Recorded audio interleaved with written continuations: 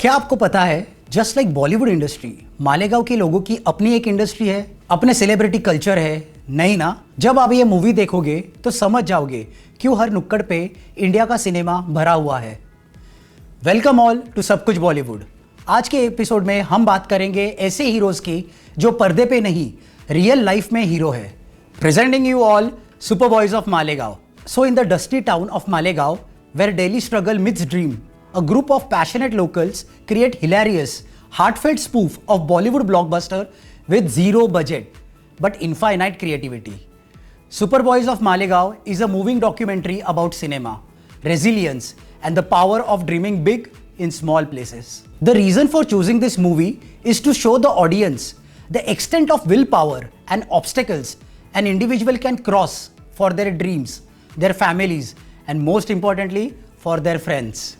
ये movie tribute है उन सभी दोस्तों के लिए जो तुम्हारे लिए कुछ भी कर सकते हैं। As I say, you are a lucky in life if you have friends who can take bullet for you. ये मूवी देखने के बाद आप समझ जाओगे विल पावर बहुत स्ट्रॉन्ग चीज़ है जो पूरी दुनिया को हरा सकती है।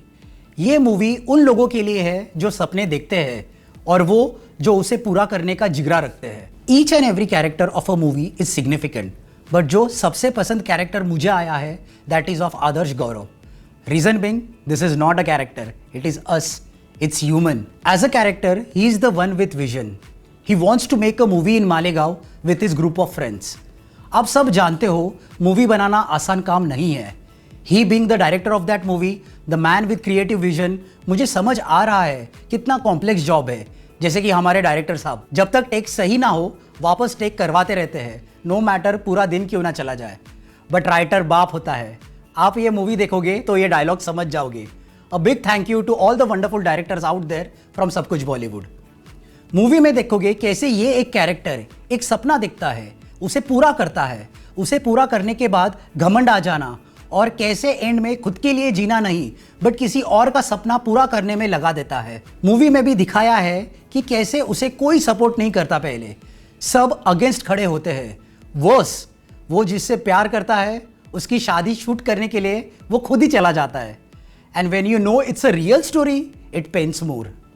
इतना सब होने के बाद भी वो हौसला नहीं हारता। ये सीन मुझे बहुत पसंद आया जब वो अपनी पहली मूवी की ऑडियंस की रिएक्शन का वेट करता है। उसकी बेचैनी, उसका दर्द, I could feel it. Why? वो क्योंकि ये एक हर स्मॉल और बिग क्रिएटर की कहानी है। हर creator, be it a small actor, big actor, side actor और अ यूट्यूबर, अपने हर एक वीडियो में जी जान लगा देता है। कोई ये नहीं चाहता कि कुछ खराब कंटेंट दिखाओ, बट ऑडियंस हमारी माए बाप है, उनको नहीं पसंद आया तो नहीं आया, बात खत्म।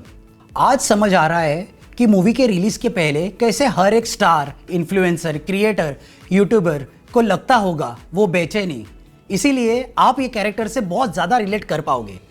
Now my personal scene to watch out for in this movie is watch the audition scene of Basmati. You will definitely love it. अब आप देखोगे the central character of the movie is Shafiq.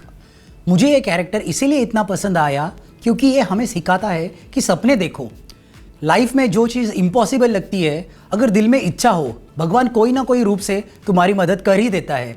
जैसे कि शफीक के दोस्त, कैंसर की वजह से उसके पास टाइम बहुत कम है, बट मूवी में जो उसकी लाइन है उससे ज़िंदगी का असली डर समझ आता है।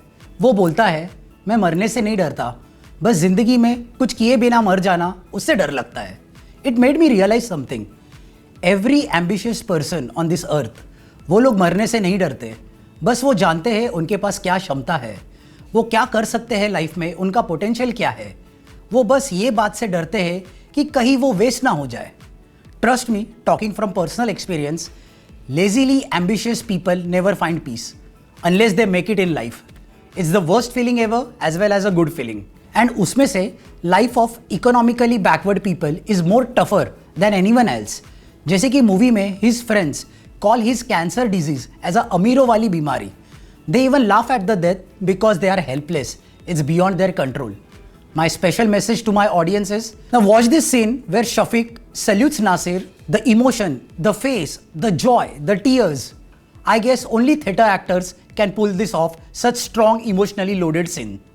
So the personal insight from the movie is the best example of it's not over until I say so.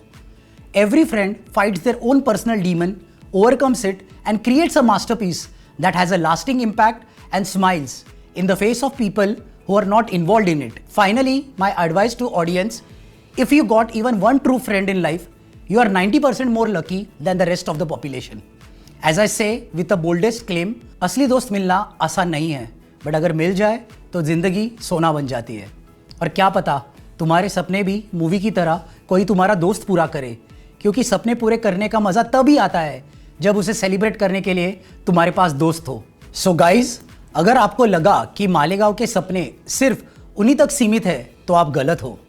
ये कहानी उन हर इंसान के लिए है जिनके पास जज्बा है पर जरिया नहीं.